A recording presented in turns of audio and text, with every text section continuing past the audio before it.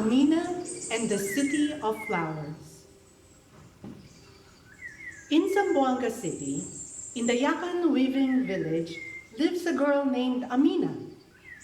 Every day, she watches her mama weave bright patterns on her loom.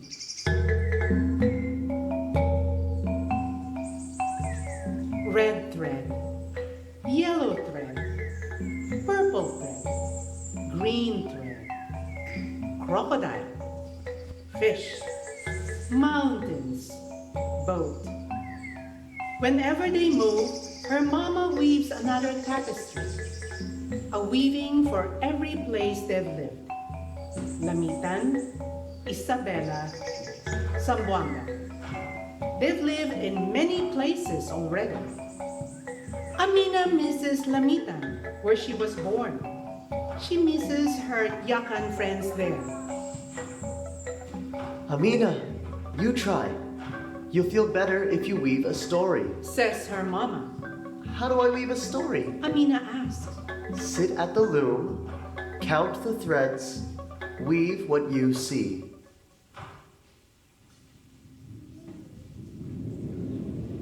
Amina sits at the backstrap loom. She looks out the window.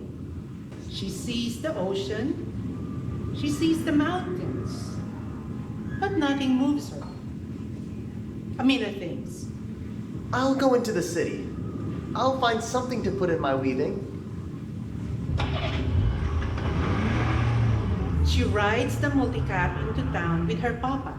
He says, Amina, let's stop at Mang Ali Sati's shop for breakfast. Mang Ali is Tausu. His jolly voice booms from the door of the Sati shop, joking with Amina's papa. Amina sees the beautiful rich red of the Sati sauce. She draws the squares of Sati on tiny sticks and the round shape of Mang Ali's hat. Mang Ali's wife, Grace, is Ilonggo, not Tausu. But she's just as jolly as Mang Ali. Amina draws the perpendicular lines of the gold cross around her neck.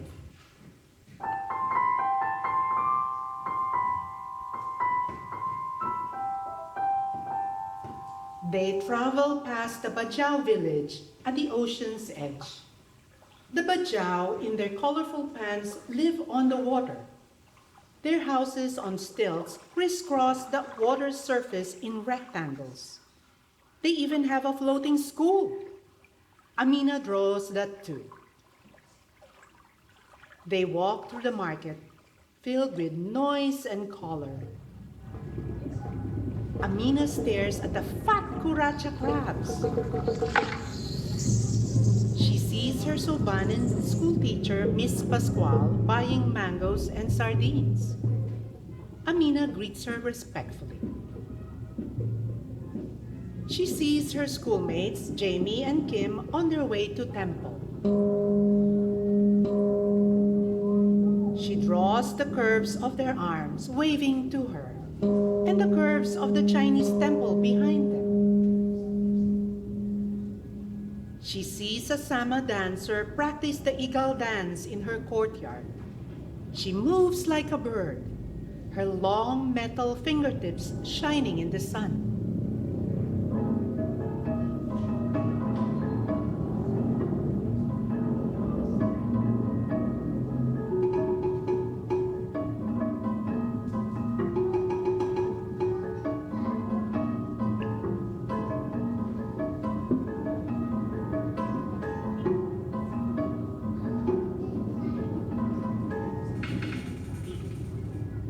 She walks past mosque and church at Fort Pilar. She sees colorful vintas in the harbor as they prepare to race. They walk past the butterfly garden, and she sees the bright patterns on their wings. Amina goes home to her mama and weaves beside her. Red thread, yellow thread, purple thread, green thread, cross, crescent, bird, butterfly, bajau, tausu. people, flowers. She sees that the people are flowers. Like her, they've come from somewhere else and are growing in Zamboanga. She lives in a city of flowers, and this is what she weaves.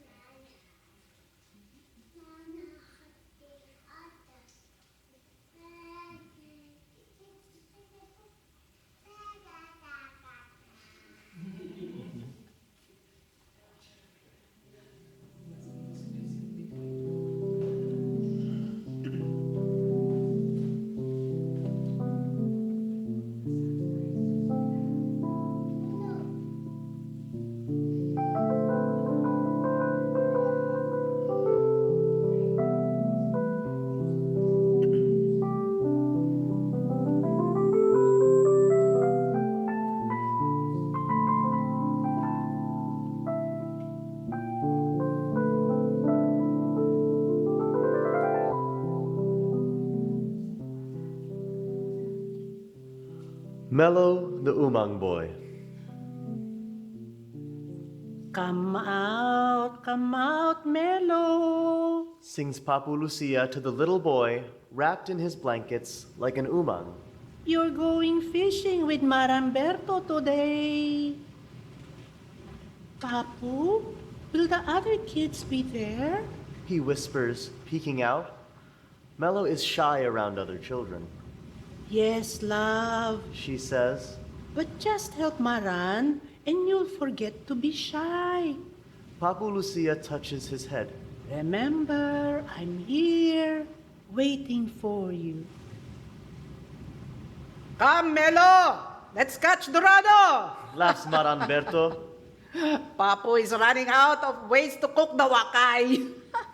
Mello hides a tiny smile. The neighbor's boys help push the tataya into the sea. Maranberto wraps a flying fish with lime. You need a small fish to catch a big one. He winks. Try it. It's like flying a kite underwater. He gives Mello the line. It tingles and pulls and pulls. Melo! Yells Maranberto as Mello falls deep into the deep blue water. The flying fish pulls them down, down, down. Scared, Mello shuts his eyes. When he opens them, he sees a colorful city on the ocean floor.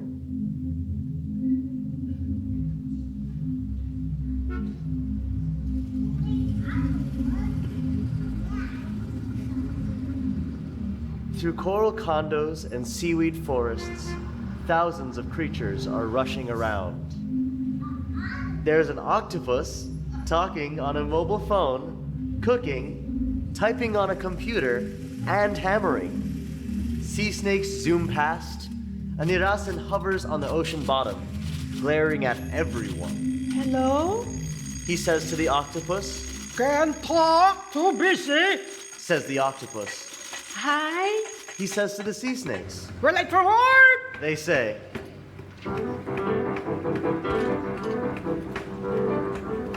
Mello approaches the Irasan. Where are... No! Barks the grumpy Irasan. Mello climbs a rock to sit and think. I wish they weren't so busy.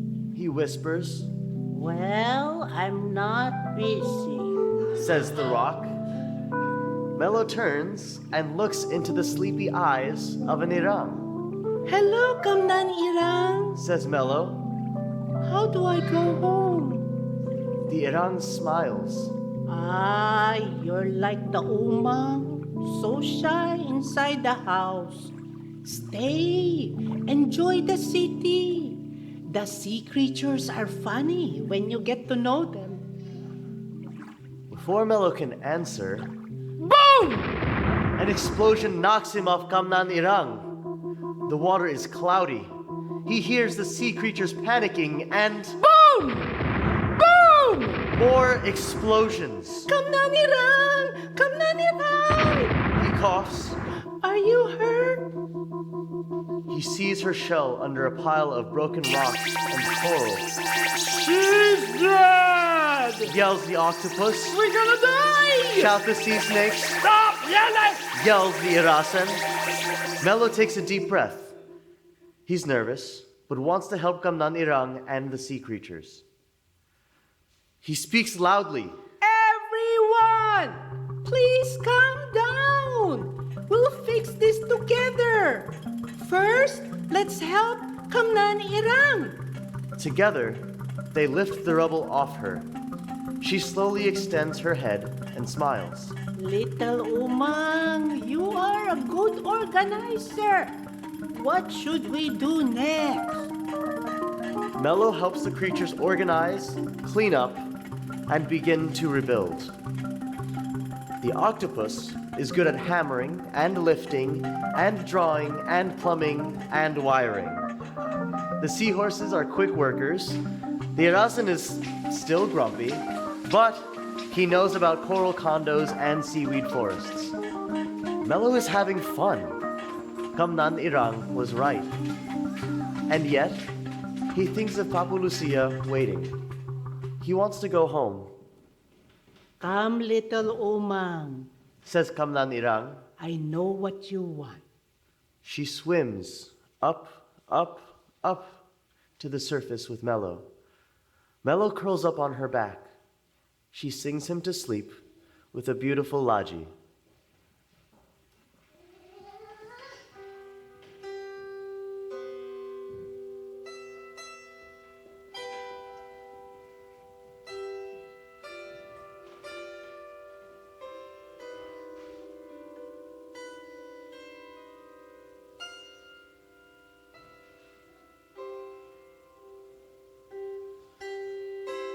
Dreaming the song, he wakes up in Papu Lucia's arms.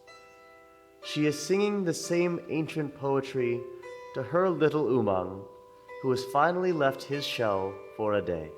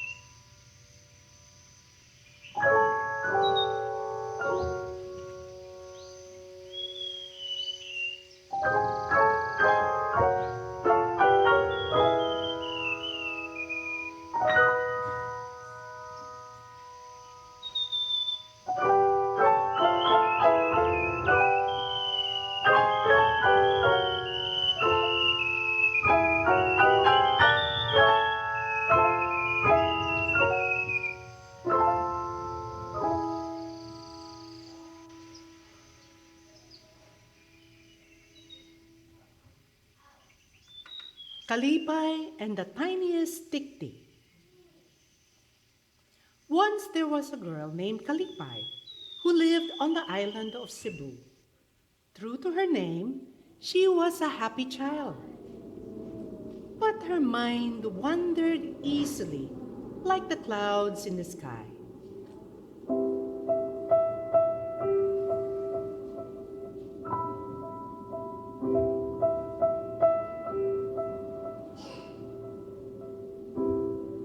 Kalipay, my Kalipay.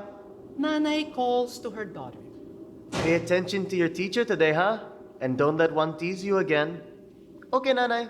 Says Kalipay, smiling at the clouds. On the playground, Juan decides to tease her. Hoy, Kalipay. What's for lunch today? He grabs for her bag, laughing, until Gamay steps out of the shadows. Hoy, Juan! Says Gamay. That's not yours. She's short, but Juan backs away from her.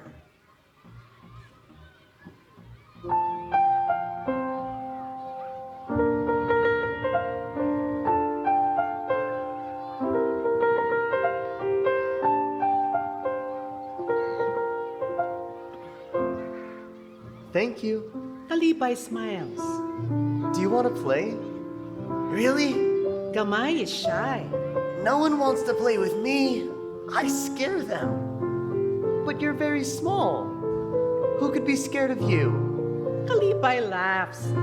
She offers Gamay her bag. Do you like pumpkin? I love pumpkin. I'm a vegetarian. Says Gamay. My nanay grows vegetables for market. Do you like cassava cake? Asks Kalipay. I love cassava cake. Beams Gamay.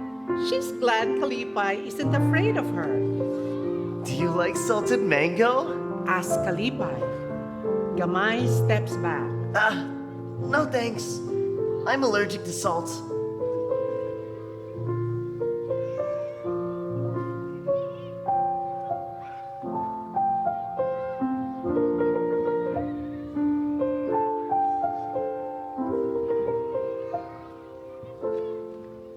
Kalipay loves playing with her new friend. So different from other children.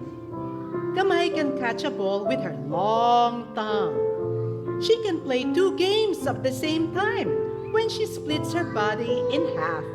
She can even fly. Gamay is overjoyed to have a friend. When Kalipay invites her home, Gamay's upper and lower halves both dance with happiness.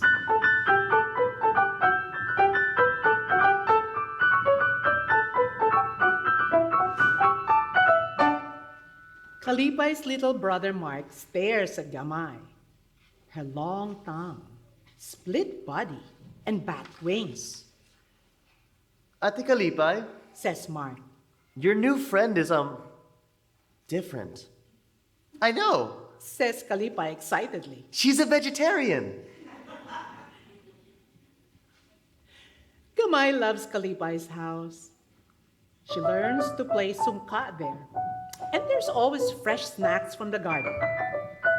Gamay catches some tiny red tomatoes with her long tongue. Kalipay cuddles her baby brother Ball. His cheeks are round and red like the baby tomatoes. He's so yummy. I want to bite him. She pretends to nibble his tiny toes.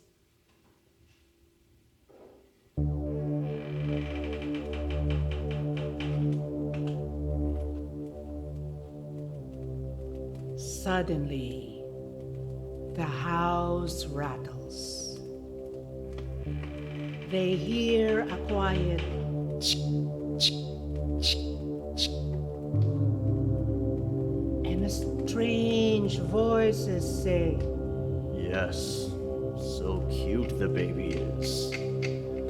How yummy his cheeks are. How sweet he smells. We want to bite him too. Kalipay is startled. Gamay says, Kalipay, those are tick-ticks like me. But it's babies, not baby vegetables that they like to snack on. What should we do? Ask Kalipay. Gamay hesitates, then says, Don't be scared. They're very allergic to salt. Sprinkle some around your house and they can't come inside. Kalipay takes the salt dish from the kitchen. Gamay flies out while Kalipay circles the house.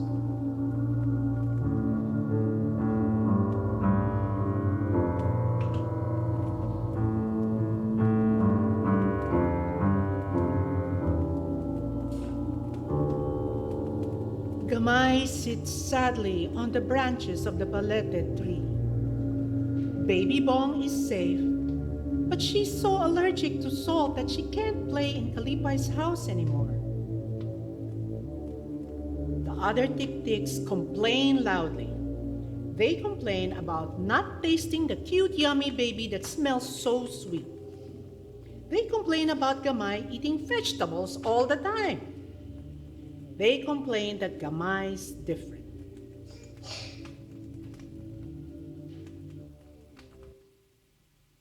The next day, Kalipay concentrates on drawing.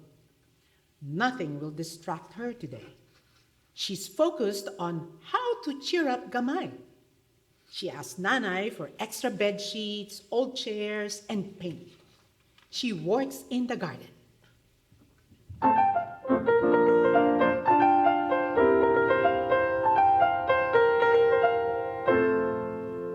A week later, Kalipay shouts, Gamay! Gamay, come here! I've made you a playhouse! Gamay is delighted.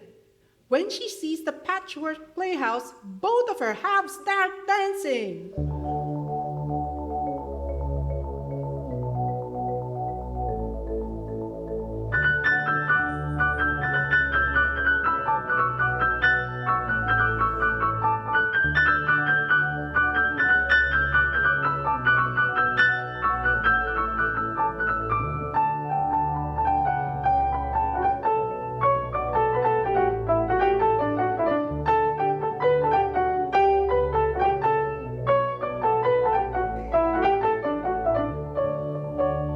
Kalipay and Gamay play often in the little house and invite other children to play sipa, pico, and patintero with them in Nanay's garden.